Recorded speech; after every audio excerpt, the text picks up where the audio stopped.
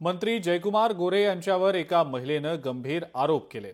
जयकुमार गोरे यांनी आपल्याला स्वतःचे नग्न फोटो पाठवल्याचा आरोप आहे आणि यावरून आता विरोधकांनी जयकुमार गोरे यांच्यावर आरोप केलेत।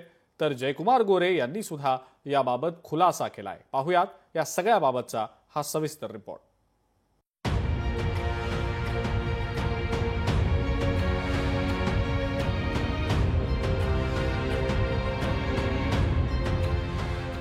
ग्रामविकास मंत्री जयकुमार गोरे अडचणीत, नग्न फोटो पाठवल्याचा महिलेचा आरोप।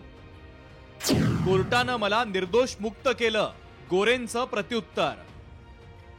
महाराष्ट्राचे ग्रामविकास मंत्री जयकुमार गोरे यांच्यावर एका महिलेनं गंभीर आरोप केले आहेत। जयकुमार गोरे यांनी आपल्याला त्यांचे नग्न अवस्थेतील फोटो पाठवले असल्याचा आरोप या महिलेनं केला आहे। संबंधित महिलेनं राज्यपाल आणि विरोधी पक्षातील प्रमुख नेत्यांना पत्र पाठवत मदतीची याचना केली आहे।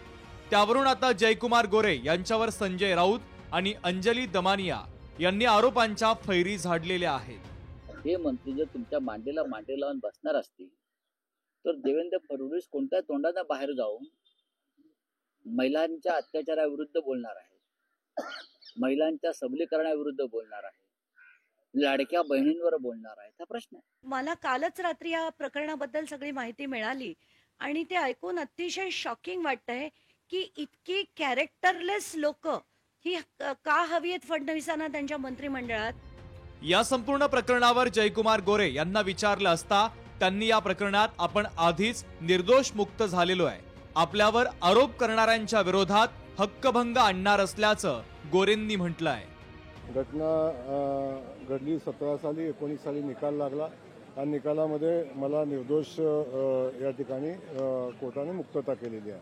त्या घटनेला कोर्टानं निकाल दिलेला आहे आणि या संदर्भात ज्यांनी माझ्यावर आरोप केलेला आहे त्या प्रत्येकावर मी हक्कभंगाचा प्रस्ताव आजच सभागृहामध्ये आणणार आहे। जयकुमार गोरे यांच्यावर एका महिलेनं गंभीर आरोप केल्यानंतर नवं राजकारण सुरू झालंय। जयकुमार गोरेंना घेरण्यासाठी विरोधक सरसावले आहेत, त्यामुळे या प्रकरणी पुढे काय होतं याकडे सर्वांचं लक्ष लागलेलं आहे। ब्युरो रिपोर्ट, लोकशाही मराठी, मुंबई। लोकशाही मराठी ऐका, पहा, जागरूक रहा।